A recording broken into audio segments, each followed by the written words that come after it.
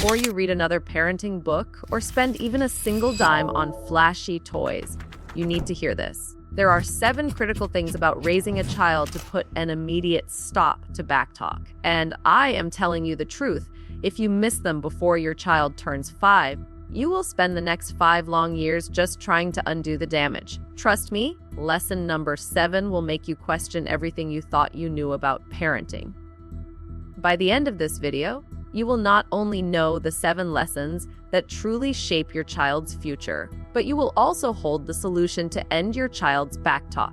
These are not textbook cliches, but things that scientific research has proven to be essential. If you are ready for a change, hit that subscribe button right now so we can get started. Positive discipline is not about spoiling. It is the way for your child to grow up with a healthy body and an unbroken spirit. If you have ever screamed in helplessness or felt instant regret after raising a hand, this video is for you. Stay until the end because you might view your parenting in a whole new light. And if you want to practice conscious parenting every day, don't forget to subscribe. At some point, every parent falls into the same state, exhaustion. Not because they don't love their child, but because they love them too much yet don't know how to get it right. A defiant child, an angry teenager, and you are burned out. You start yelling. You might even do the very thing you swore you would never do, just like your parents did in the past. And right after comes that familiar wave of guilt. The truth is, no parent wants to yell at or hit their children. We do it out of stress, out of helplessness, because in that moment, we simply don't see any other choice. But here is what you need to hear clearly. Yelling and violence do not teach your child what you think they are teaching. They don't teach discipline, they only teach fear. That fear doesn't disappear when the child grows up. It accumulates into chronic stress, depression, rebellion, and sometimes wrong choices that follow them for a lifetime. Toxic stress is like the wrong medicine. You use it hoping things will get better, but in reality, it makes the situation worse every day. So if a method is both ineffective and causes long-term harm, why do we keep using it? This is where positive discipline comes in. Positive discipline doesn't start with punishment. It starts with a relationship. Instead of always asking, how do I get my child to obey? Try asking, how do I get my child to want to cooperate? Positive discipline helps parents build connection with their child before correcting behavior. Set clear expectations instead of making threats, teach responsibility instead of sowing fear, and help the child learn self-control instead of just complying out of fear of punishment. The good news is that this method truly works. Not instantly, but it offers sustainable results for both you and your child. Right now, I will share the simplest first steps so you can start positive discipline, even when you are exhausted. Stay with me, because this isn't just about parenting. This is about what kind of childhood you are creating for your child.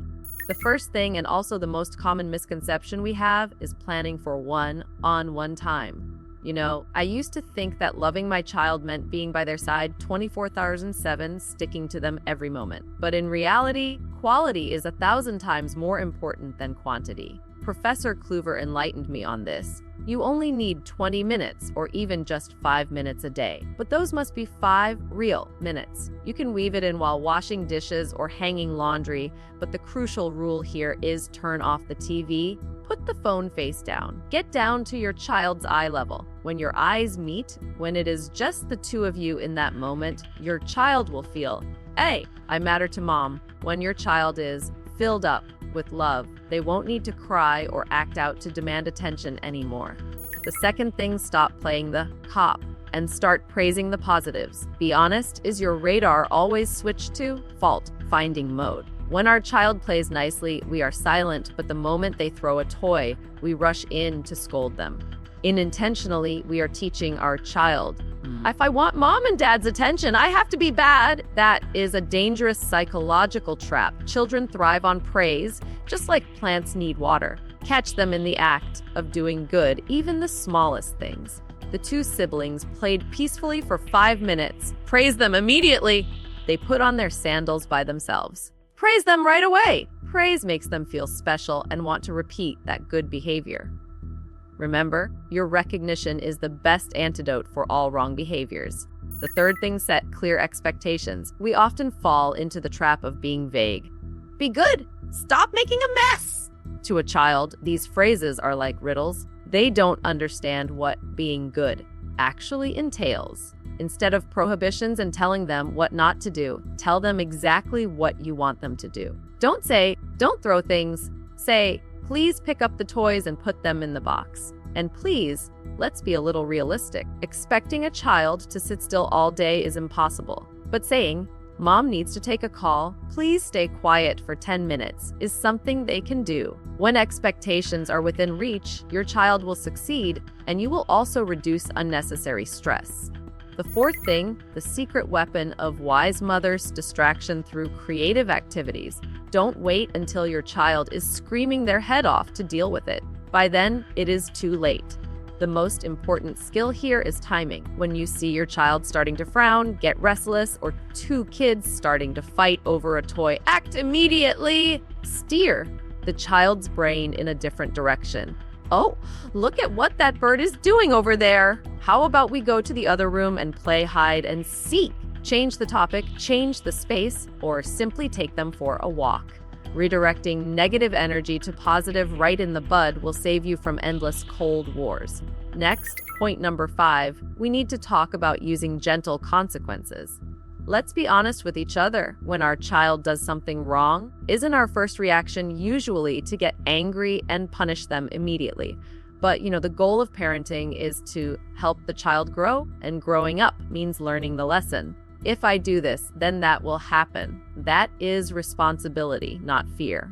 Give your child a chance to do the right thing. Explain the consequences to them first. For example, if they draw on the wall, don't scream. Calmly say, please stop right now, or else Mom will have to end your playtime. That is a fair warning. It gives them a chance to change. And if they still don't stop, follow through with that exact consequence. But here is the key, do it very calmly. Do not show anger. I know, easier said than done. And if you manage to stay calm in that moment, praise yourself, because that is truly not easy at all. And as soon as they stop, praise them immediately. You are creating a positive loop, helping them understand the rules of behavior without the need for the rod. Point number 6, it sounds counterintuitive, but is extremely effective knowing when not to react.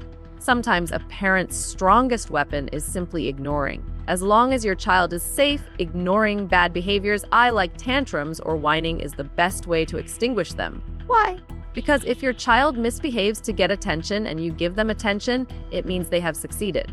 Let natural consequences teach your child the lesson. If your child deliberately throws a cookie on the ground, don't pick it up for them. And in a moment, they won't have any cookies left to eat. If they throw and break a toy, they will have nothing left to play with. Trust me, children are very smart. Just a few times like that, and they will automatically learn to cherish their belongings and food without you needing to waste a single word of scolding. And finally, lesson number 7, a tool that many people misunderstand, applying the time out punishment. This is not about locking your child in a dark room to scare them.